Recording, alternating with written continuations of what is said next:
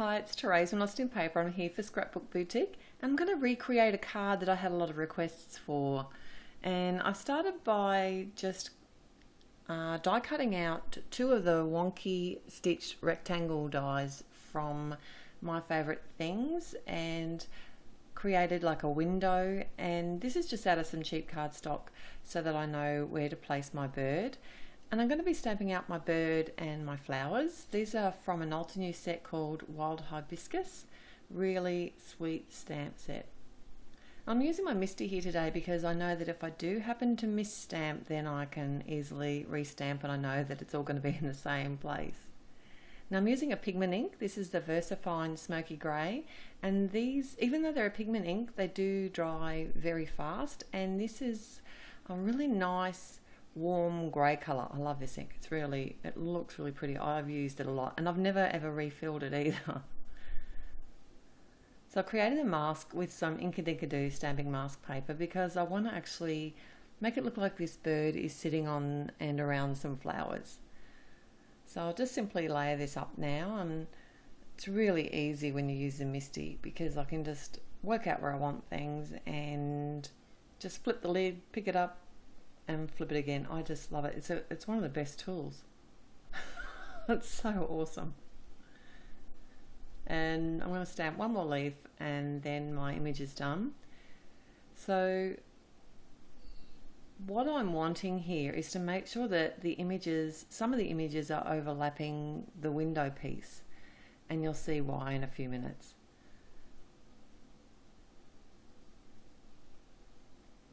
Now I'm going to colour up these images, but I'm not going to add a lot of colour at all. I'm actually just going to keep it fairly neutral. So what I've done is grab some Prismacolor pencils that are really very similar to the ink. So it's the warm grey family, and just layering up, looking at where my shadows might be, keeping it pretty simple actually. I don't want these to be really bold, so I have got a lot of white space in the flowers as well. And I do add some shading with some of the darker warm greys and blend it out using some Gamsol. And I what are they called, those, you know, stumps? I think that's what they're called, blending stumps. That's right. So I'm going to colour all the flowers, but the other thing is just to stamp out colour the bird as well. So we'll list all the colours that I use over at my blog, and that link will be in the YouTube description below. I'll also link the card that I'm recreating down in the YouTube description below and through my blog as well. It's a very similar card, but not exactly the same. Like the whole image was one stamp, so that's why I had to actually build this one up. I didn't want to do exactly the same thing again. It was a Christmas card and I think it turned out really pretty, but I just wanted to do something just a little bit different and to share that with you here at my YouTube channel.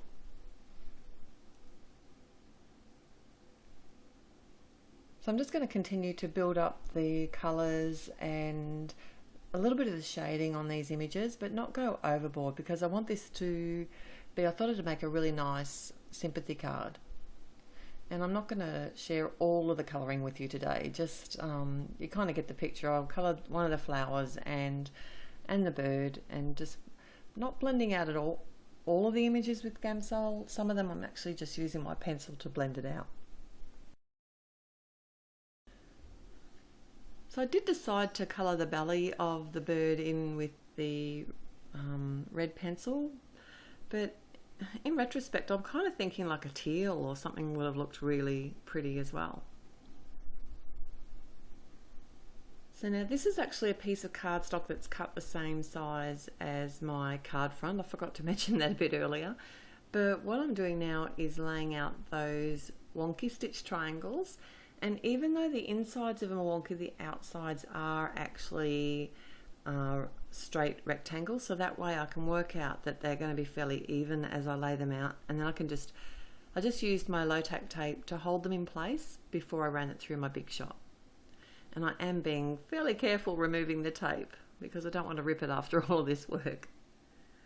My sympathy sentiment comes from one of my favourite sets from Penny Black, and it's snippets. This set has a sentiment for every occasion, and I'm simply just stamping this out now before I start layering up on my card. I thought I nearly forgot to do it actually, and I wanted to stamp it after the die cut so that I knew it was going to be in exactly the right spot.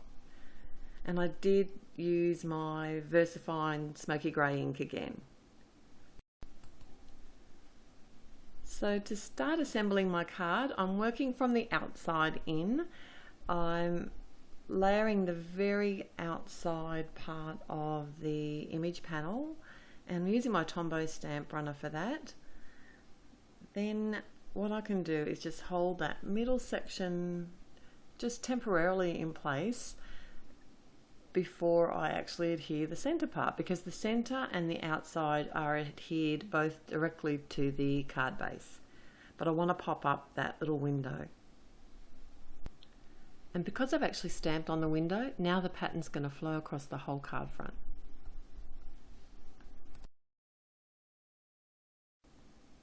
And I'm using 2 layers of fun foam with some score tape to hold that in place to create my window.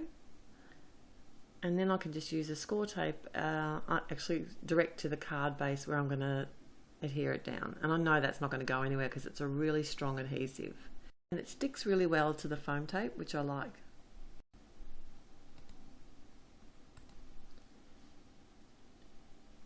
And then it's just as simple as placing my window over the tape and over the die cut area. And I thought, because it's a sympathy card, I really didn't want to go down the glittery track. Decided to add some dots of glossy accents, and that's my finished card. Thanks for joining me today. I'll be back again real soon. Till next time, happy paper crafting. Bye.